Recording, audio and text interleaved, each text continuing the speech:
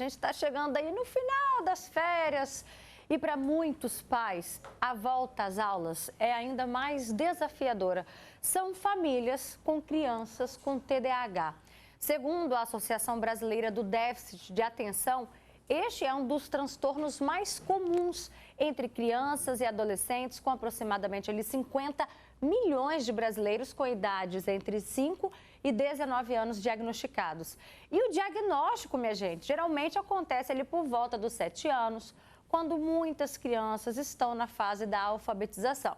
E aí você pensa, se ela está na fase da alfabetização, por outro lado, ela não consegue o quê? Se concentrar, ter atenção, são impulsivas, agitadas e precisam de ajuda e estímulos. E isso não é só um papel da escola. Inclusive, esse vai ser o nosso assunto de agora aqui no Fale Espírito Santo. Participa com a gente aqui no nosso estúdio. Eu recebo a Natália Gurgel, ela que é psiquiatra. Obrigada, doutora, pela sua participação. Uma boa tarde, viu? Boa tarde, eu que agradeço. Elza Leite.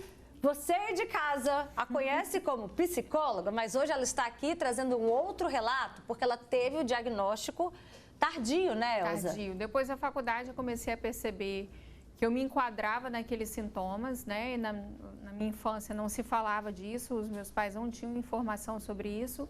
E aí eu resolvi fazer a busca por um tratamento especializado, fiz todos os testes que você imaginar, porque eu não queria me autodiagnosticar sendo psicóloga. Eu fiz com um colega psicólogo a avaliação psicológica para o TDAH, procurei um neurologista, né? Levei o meu laudo e aí comecei o meu acompanhamento. E mais do que isso, eu consegui me acolher e compreender tudo que tinha acontecido, muitas coisas que eu me julgava, eu me culpava por conta do transtorno, eu consegui fazer esse conserto, né, esse auto-perdão comigo mesma. E a gente vai falar também sobre esse diagnóstico tardio. Mas voltando um pouquinho ao nosso foco, que é a volta às aulas das crianças que têm esse diagnóstico, a gente recebe aqui hoje a Marcelene maravilhosa, mãe da Vivi, né? Vivi tem 7 anos. Vivi fez 7 anos agora. Ela mandou um abraço, beijinho, filha. Feliz aniversário, viu, Vivi? Parabéns para você. E ela tem esse diagnóstico, né? E está exatamente nessa faixa etária da alfabetização. Como é que é a volta às aulas na sua casa? É sempre complicado? É mais para mim do que para ela, né? É. Porque ela é bem agitada, porque a Vitória, na verdade, ela é imperativa mesmo, né? É tanto que a professora dela fala assim, que a mesinha dela fica do lado da mesa da professora, mas para conseguir manter a Vitória sentada é quase que impossível. Ela desfila a sala todinha. Então, assim,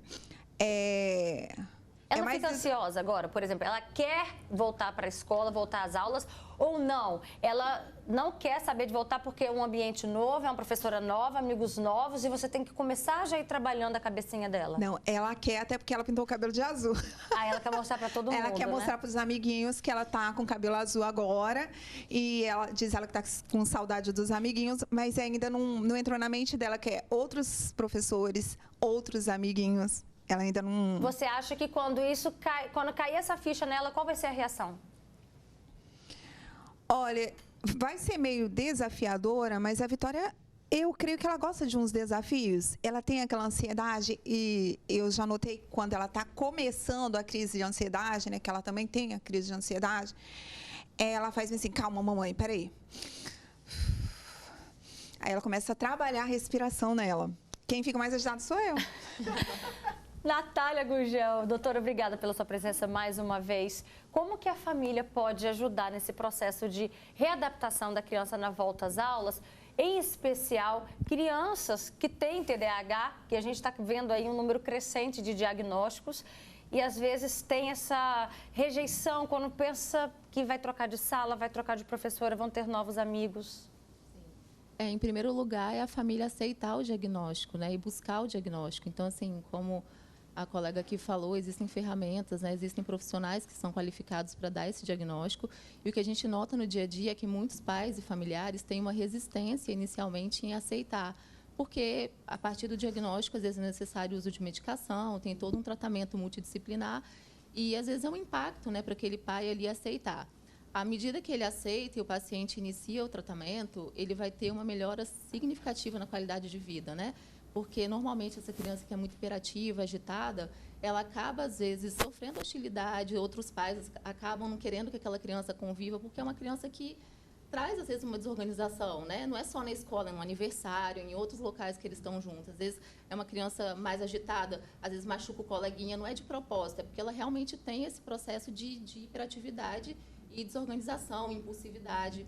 Então, o tratamento é imprescindível e a família precisa ajudar, né? Tem que ajudar, porque a criança não vai ter consciência ali, não tem como buscar ajuda sozinha. E a melhor forma, inicialmente, é aceitando o diagnóstico e buscando ajuda, porque é extremamente necessário o tratamento. E na hora do vamos ver, a criança travou em casa, não quer. A gente deve insistir, alguns pais acabam até forçando um pouco mais, isso é certo, para tentar estabelecer uma rotina ou não, nem pensar? Depende de cada caso, né? Por exemplo, eu já tive paciente que teve uma dificuldade muito grande porque ele ia para a escola, passava mal, a gente fez uma tentativa, foi para o psicólogo, fez todo um trabalho de psicoeducação e esse paciente não conseguiu voltar, né? E aí fez todo aquele trabalho, né, de homeschooling.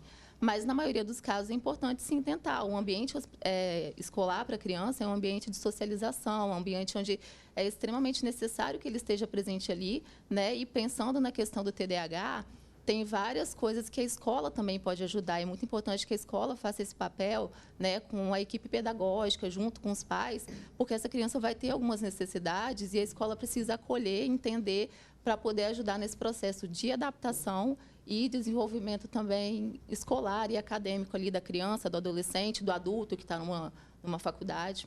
Elza, vamos voltar um pouquinho ao tempo. Vamos pensar você ali com seus 6, 7, 8 anos, quando você não tinha o diagnóstico, né? Nem se imaginava talvez isso, né, antigamente.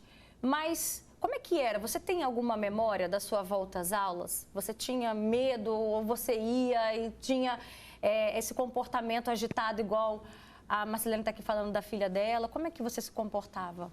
Tinha uma questão de uma ansiedade de separação, né? Porque em casa eu fui rodeado de muitos bichos, muitos animais. Então, me separar dos animais e voltar à socialização era mais complexo. Mas eu gostava de estudar. Então, assim, minha mãe também sempre conversava, tá chegando as aulas, você vai trocar de escola, outra tia, outros colegas, ela fazia um trabalho psicológico em mim, sem saber o que estava fazendo. Então, a preparação é importante. Sim, me estruturando para o que iria chegar. Então, para mim, a volta às aulas nunca foi um problema. O grande desafio era dentro de sala de aula, porque eu era muito agitada, né, na questão, eu era muito conversadeira.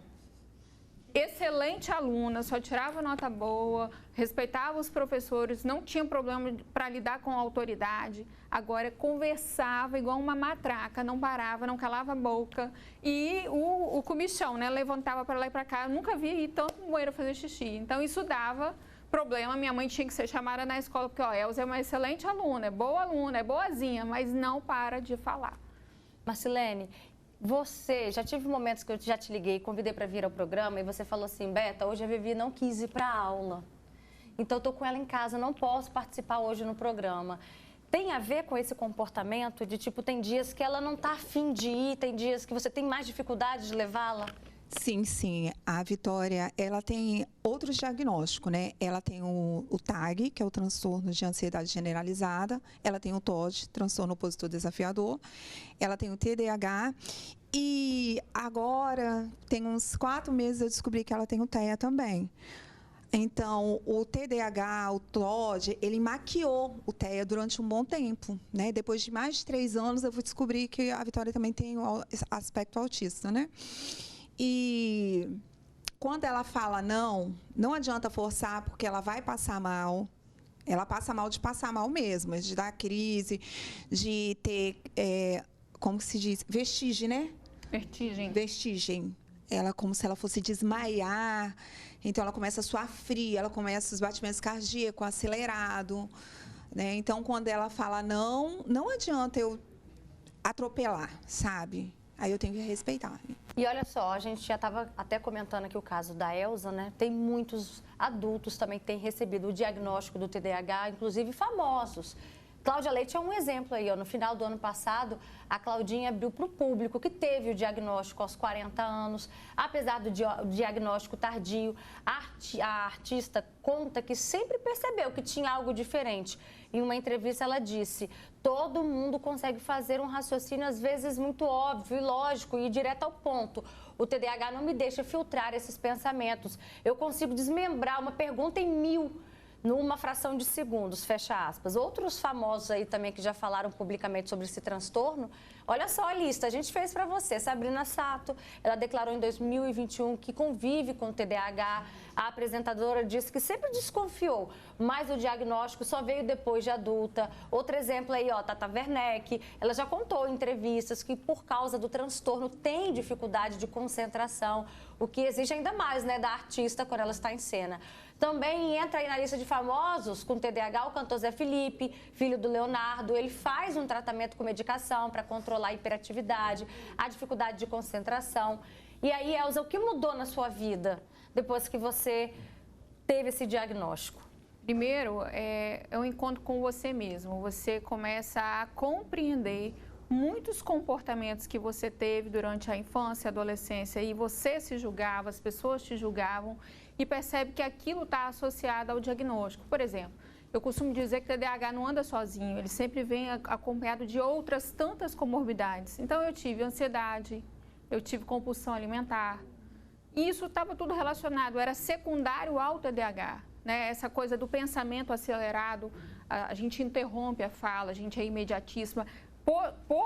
Pouco paciente, sabe? A coisa, você fica angustiado quando a pessoa é mais lenta, quando a pessoa é mais, a gente chama de sonso, que dá uma agonia na gente, aí você acaba sendo às vezes grosseiro, muito objetivo com as pessoas.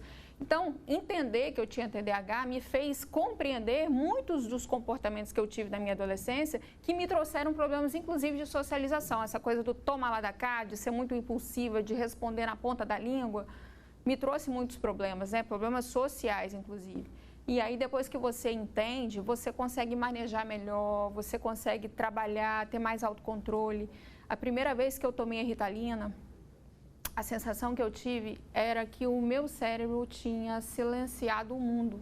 E eu estava, pela primeira vez, eu me emociono de lembrar, eu estava me escutando quietinha ali dentro de mim, que minha mente era tão barulhenta, na velocidade da luz, assim, que eu tomei, eu falei, gente, isso aqui é bom mesmo. E depois disso, a ansiedade está muito mais ajustada, a questão do domínio, né? A terapia ajuda muito a gente. O fato de eu ser psicóloga não me isenta de ter questões, transtornos. Eu sou um ser humano como qualquer outro, sujeito a todas as coisas. Mas você receber essa ajuda especializada e entender que você não é o seu diagnóstico, você tem um diagnóstico, mas ele não define você, faz toda a diferença de dentro para fora. Me emocionei com você, Elza.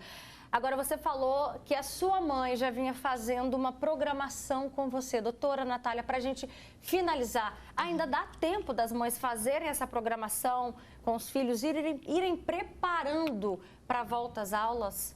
Sim, é super importante. À medida que elas estão identificando alguma situação ou já têm o diagnóstico do TDAH, irem preparando, fazerem rotina. A rotina é super importante, né? A criança, ela precisa ali ter uma rotina. E é bem bacana isso, né? Eu acho que essa questão que ela está trazendo, o diagnóstico do TDAH, a criança ela tem que ter ali até 12 anos, os sintomas têm que se iniciar ali. Então, as crianças que não são tratadas, elas vão carregar o TDAH até a vida adulta, cerca de 60% elas carregam.